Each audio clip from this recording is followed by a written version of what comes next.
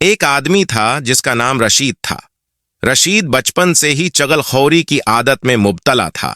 वो हमेशा दूसरों की बातें इधर उधर लगाता और झूठ बोलकर दोस्तों और रिश्तेदारों के दरमियान फसाद पैदा करता था। दुनिया में उसकी वजह से बहुत से लोगों के दरमियान झगड़े हुए, दोस्तियों में दरारें आए और रिश्तेदारों में इख्तिलाफात बढ़ते गए। रशीद को अपनी इस आदत पर कोई शर्मिंदगी नहीं थी, बल्कि वो उसे एक आम बात समझता था। दुनिया में रशीद के ऐमाल का कोई फौरी अंजाम न था। लोग इसके चगलखोरी करने के बावजूद उससे बात करते रहते और किसी हद तक उसे बर्दाश्त भी करते थे, लेकिन रशीद को अंदाजा नहीं था कि अल्लाह की नज़र में उसका ये अमल कितना है, नापसंदीदा है।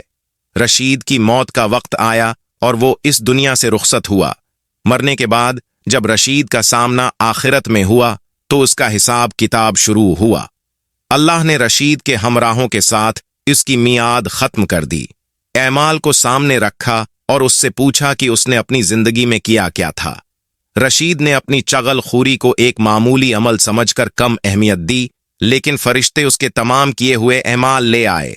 अल्लाह ने रशीद को दुखाया कि उसकी चगलखोरी की वजह से कितने लोगों के दिल टूटे, कितने घर बर्बाद हुए और कितनी दुश्मनियां पैदा हुईं।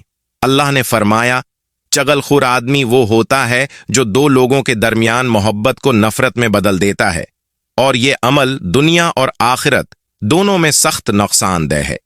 फिर रशीद को जहन्नम के एक खास मकाम पर ले जाया गया जहां चगलखोर लोगों को सजा दी जाती है।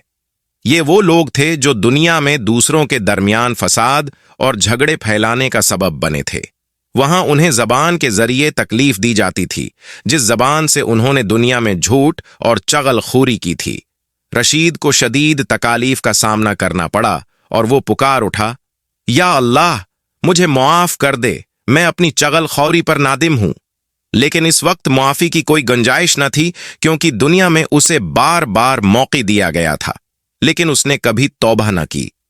आखिर में अल्लाह ने फरमाया, तुम्हें हमारे पास हैं, तुम्हारे ऐमाल का बदला मिल रहा है। तुमने दुनिया में लोगों के दिलों में बग़ज़ और नफरत भरी और आज तुम्हें इसी का बदला दिया जा रहा है। यहां रशीद को एहसास हुआ कि दुनिया की वक्ती खुशियों और झूठी बातों की खातिर उसने अपनी आखिरत बर्बाद कर ली थी, लेकिन इस वक्त पछतावा बेसुध था। ये कहानी हमें यह सबक देती है कि चुगलखोरी एक संगीन गुनाह है और हमें उससे बचना चाहिए, वरना आखिरत में उसका अंजाम बहुत ही दर्दनाक हो सकता है।